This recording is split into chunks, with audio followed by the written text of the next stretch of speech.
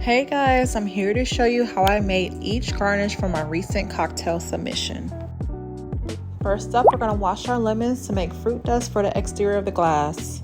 Ignore my nails, I know I'm in dire need for a fill-in, but we're going to peel each lemon so we can dehydrate. I'm using a knife because I'm at my parents' house because I will be using their air fryer and using up their electricity to dehydrate these lemons, and they don't have a peeler. Yes, each air fryer should have a dehydration button.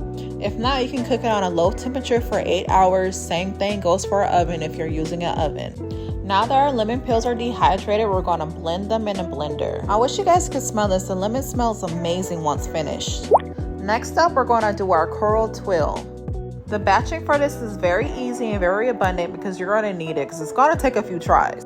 And it can get a little messy because the oil will splatter all over the place. Now, my first attempt wasn't very successful. It took me about 15 times. To the point where I had to go to Home Goods to make sure I get some measuring cups because something wasn't right, bro. I don't know. Make sure you're not just eyeing it and measuring with love. It has to be precise, guys. Now, I wanted it to be a little bit more lace like a Victoria's Secret thong, but this will do.